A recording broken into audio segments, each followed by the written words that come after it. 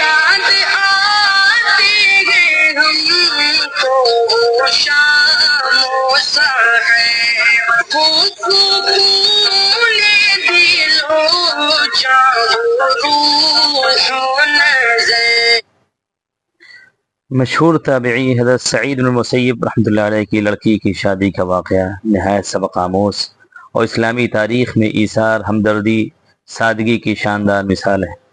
ان کی لڑکی انتہائی حسین و جمیل اور تعلیم یافتہ تھی۔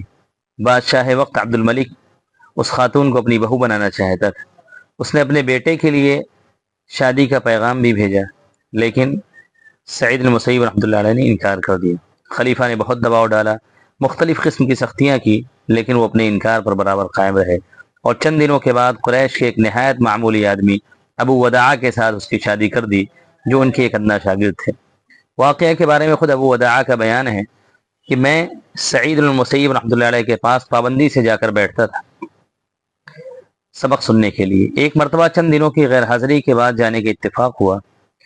حضرت سعید بن مسیب رحمۃ اللہ علیہ نے پوچھا کہ اتنے دنوں تک کہاں غائب رہے؟ میں نے کہا میری بیوی کا انتقال ہو گیا تھا، اس لیے حاضر نہ ہو سکا۔ فرمایا مجھے خبر کیوں نہ دی؟ میں بھی تجہیز و تکفین میں شریک ہوتا۔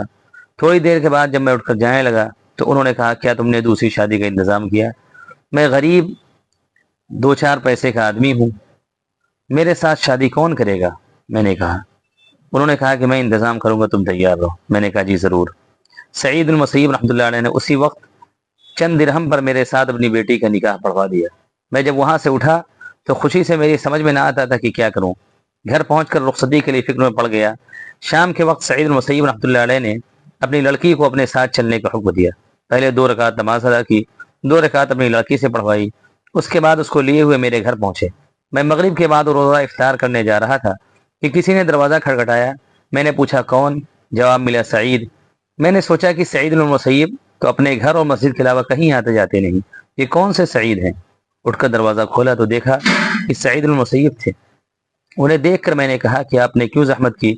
مجھے بلا بھیجا ہوتا۔ فرمایا نہیں، مجھے تمہارے پاس آنا چاہیے تھا۔ پھر فرمایا تم تنہا آدمی تھے اور تمہاری بیوی موجود تھی، میں نے خیال کیا کہ تنہا رات کیوں بسر کروں، اس لیے تمہاری بیوی کو لے کر آیا۔ وہ ان کے پیچھے کھڑی ہوئی تھی، انہوں نے اسے دروازے کے اندر کر کے باہر سے دروازہ بند کر دیا۔ میری بیوی شرم سے گر پڑی، میں نے اندر سے دروازہ بند کر لیا۔ اس کے بعد چھت پر چڑھ کر پڑوسیوں میں اعلان کر دیا کہ آج سعید بن مسیب رحمۃ اللہ علیہ نے اپنی لڑکی کا نکاح میرے ساتھ کر دیا اور اسے میرے گھر پہنچا گئے۔ میری ماں نے دستور کے مطابق 3 دن تک اس کو بنائے سنوارا۔ بننے سنورنے کے بعد میں نے اس کو دیکھا تو وہ نہایت حسین، کتاب اللہ کی حافظہ، سنت رسول کی عالمہ اور شوہر کے حقوق کی واقف کار عورت تھی۔ ابن خلکان جلد اول صفحہ 207۔ اس واقعے سے چند سبق ملتے ہیں۔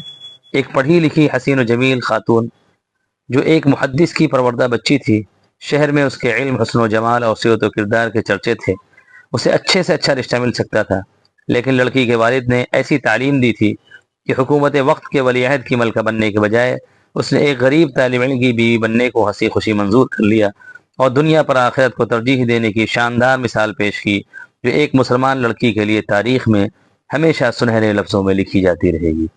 السلام علیکم ورحمۃ اللہ وبرکاتہ۔